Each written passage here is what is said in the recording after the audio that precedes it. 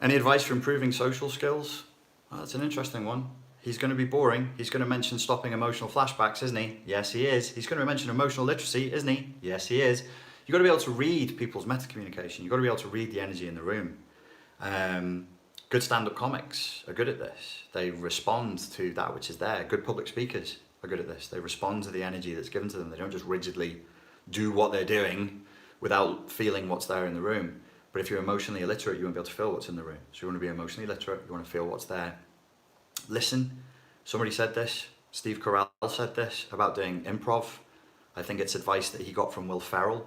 And he said, when you're doing improv, the way to do it well is don't just be thinking about what you can say next that is going to be funny. He says you should be 50-50. You should be thinking about what you can do next, but you should be listening. He says, so listen, really listen. And that means not just listen, but like, you know, yin, state, receptive, assess what is here. Take away the story, take away the prejudices, take away my thoughts. What is it really here? This is what I thought would be here, but now I'm in the room. What am I feeling now? And what am I feeling now that I'm actually here? This is a good way to start working on your social skills.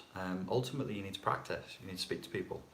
And me at the moment, it's something that I am, because I've deliberately chosen to spend quite a lot of time on my own. Then when I'm around people, I'm like, I do need to be talking to people so I don't lose it. So I'll have things like just start talking before you think about it too much.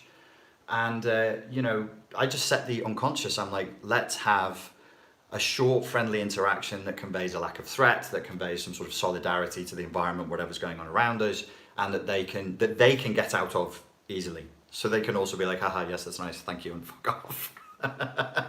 You know, so they could sort of just go, okay, yeah, I see where you're coming from, haha, blah blah, and finish, and it's away.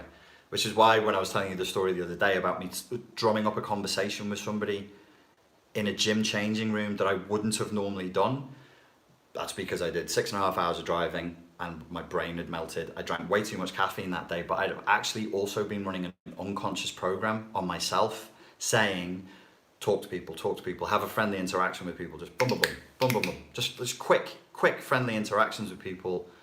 Also, like one of the other reasons for that is like if I walk into a place and I've been on my own for a while, I feel like people sort of respond to me in a way where I seem threatening. And I'm just like, well, maybe the energy around me has just got a bit heavy and a bit dense and I'm like in my own head and I'm just like, And that's because I'm not going to be like this, obviously. I'm not going to be animated. I'm not talking to anyone. So I'm like, well, you need to break that because you don't want people to think that. You don't want to seem like some heavy, intense dude because I'm really not. I'm just inside of my own head. So it's reaching out to other people and giving them, you know, building bridges, a chance to sort of chat. Keeps you going as well. Like, you know, if you don't talk to people for a long time, you get weird. Who was it? I think it might have been Takamatsu Sensei. One of the higher ups in Togakuru Ninjutsu was talking about going out into the woods and doing their process. Everybody should go out into the woods for a period of time for like 30 days and do some fasting, do some meditating, but you have no human contact. But you need to do exercises, and he used the term, so your heart does not grow cold. You don't want to end, because you'll, you know, like a Musashi, like a Miyamoto Musashi, fasting, meditating, just thinking about killing people, and his whole life was just like how to be really, really good at killing people. And we remember him, and you know, he was a great tactician, and he, you know, we still read his books and his words and draw inspiration from it. But what a shit life.